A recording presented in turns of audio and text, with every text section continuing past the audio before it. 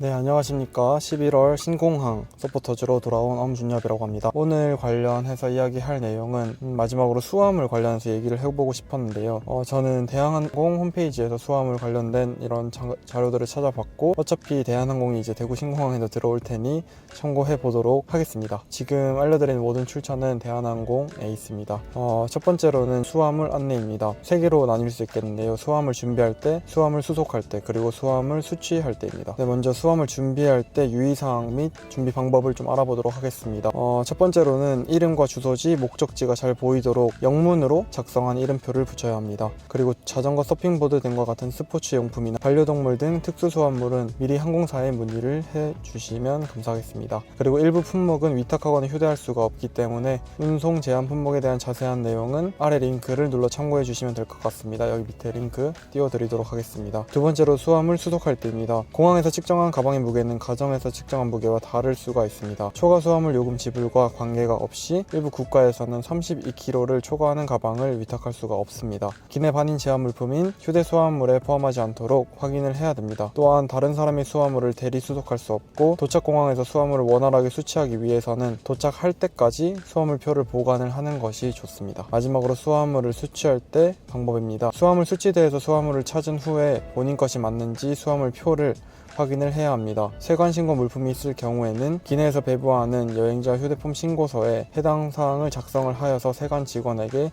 여권과 함께 제출을 해야 됩니다. 이렇게 첫 번째로는 수화물에 대해서 조금 알아보는 시간을 가졌습니다. 그리고 오늘 크게 세 가지 단락으로 얘기를 좀 드리고 싶은데, 두 번째로는 운송 제한 물품, 세 번째로는 지연 파손 및 유실물에 관련된 이야기입니다. 그래서 앞으로 신공항에서 비행기를 타고 탑승 수속을 하시고 수화물을 이동하시거나 할 때 많은 도움이 되셨으면 좋겠습니다. 두 번째로 운송 제한 물품은 소갈래로 항공기 반입 금지 물품, 그리고 제한적으로 기내 반입 가능한 물품, 그리고 세 번째로 위탁 수화물 제한 물품이 있습니다. 여러분들이 아무래도 가장 관심이 있어 하실 그런 카테고리를 좀 가지고 와봤습니다. 안전한 항공 여행을 위해 반입이 제한되는 물품이 있다고 이제 설명이 되어 있고요. 그리고 첫 번째로 항공기 반입 금지 물품에 대해서 좀 보겠습니다. 발화성, 인화성 물질, 예를 들어 휘발유나 페인트, 라이터용 연료 등 이렇게 불이 날 수 있는 경우 위험하기 때문에 비행기 탑승하지 못합니다. 그리고 고압가스 용기, 무기 및 폭발물 종류, 기타 위험 물질, 그리고 리튬 배터리 장착 전자기기를 타고 비행기에 탑승할 수가 없다고 합니다. 왜냐면은 이제 만약에 위에서 불이 나거나 하면은 끌 수 있는 방법이 정말 제한적이기 때문에 이렇게 설정을 해놓은 것 같고, 여러분들도 잘 숙지하셔서 항공기에 혹시나 반입을 하시려다가 잘 몰라서 가지고 타지 못하는 경우가 없도록 잘 주의 부탁드리겠습니다. 두 번째로는 제한적으로 기내 반입 가능한 물품에 대해서 좀 알아보도록 하겠습니다. 다음 품목은 기내로 소량 반입할 수 있다고 합니다. 휴대도 할 수 있고 위탁도 할 수 있는 경우인데요. 처음에는 액체류입니다. 국제선 출발과 환승에 하나고, 음료, 식품, 화장품 등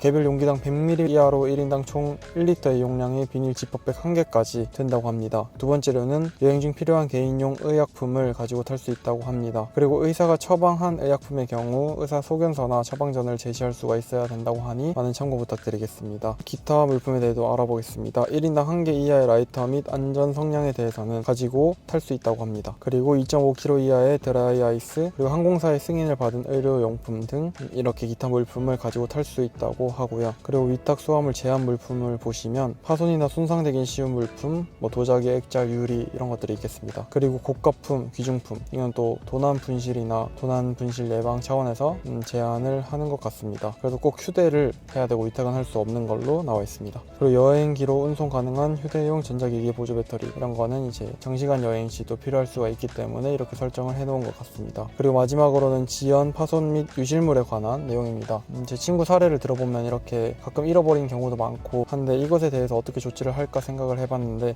여기 다 나와 있어서 이것도 좀 설명을 드리도록 하겠습니다. 일단 수화물이 지연되는 경우에는 이제 처리 시스템 오류, 항공 관제 지연, 공항 시설, 날씨, 정비 이런 다양한 요인에 의해 발생되기 때문에 최선을 다해서 노력을 하시고 계시다고 합니다. 이렇게 지연이 발생할 시 직원에게 바로 알려주시면은 지연 신고를 할 수 있도록 성심껏 도와드린다고 하는 것을 볼 수 있습니다. 한 항공사에서 이렇게 하면 다른 항공사에서도 이렇게 할 것으로 예상이 됩니다. 그리고 지연되는 경우 21일 이내에 신고를 해야 되고, 수화물표를 지참해야 되고, 연고가 없으신 분에게 1회 한해서 일용품을 구입할 수 있도록 이렇게 금액을 지급하고 있는 항공사도 있다고 합니다. 그리고 다음 수화물 파손에 관해서 알려드리겠습니다. 공해 컨베이어 벨트를 통해 지상으로 이동된 후에 지상에서 차량으로 옮기는 과정과 다시 항공기에 싣는 과정 과정을 거친다고 합니다. 수화물을 옮겨 싣는 과정을 항공사와 지상조업사가 담당하게 되는데 이 과정에서 수화물 파손에 위험이 있다고 합니다. 자체 배상 약관에 따라 보상은 받으실 수 있으나 경우에 따라서는 배상이 어려울 수도 있다고 하니 이렇게 파손 신고 전 유의사항을 좀 살펴보시면은 이런 일이 벌어졌을 때 조금 더 대처를 잘 하실 수 있을 것 같습니다.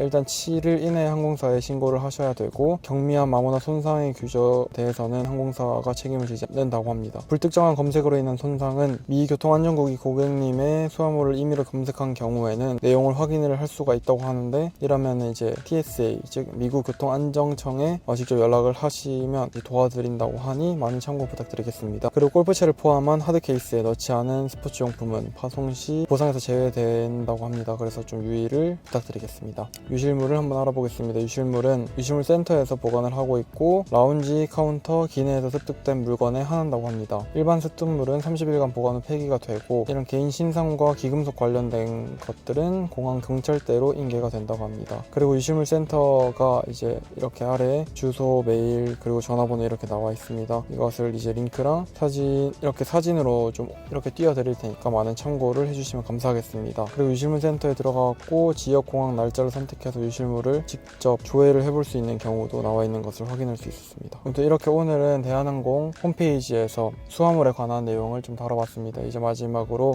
이런 컨텐츠를 기획을 해봤고 지금까지 길다면 길고 짧다면 짧은 여정이었지만 여러분들께 대구 통합 신공항에 대해서 좀 설명드릴 수 있고 어떤 사업이었는지 그리고 지금 과정이 어떻게 돼가고 있는지 어떤 과정을 거쳤는지 간략하게나마 설명을 드릴 수 있어서 정말 의미 있다는 시간이었던 것 같습니다. 앞으로 크리에이터로 발전을 더 많이 해서 여러분들께 좀 더 유익하고 좀 더 도움이 되는 컨텐츠로 보답하는 제가 되도록 노력하겠습니다. 지금까지 신공항 서포터즈 사랑해주셔서 너무나도 감사드리고 다음에 더 좋은 컨텐츠로 여러분들을 만나 뵙도록 하겠습니다. 시청해주셔서 감사합니다.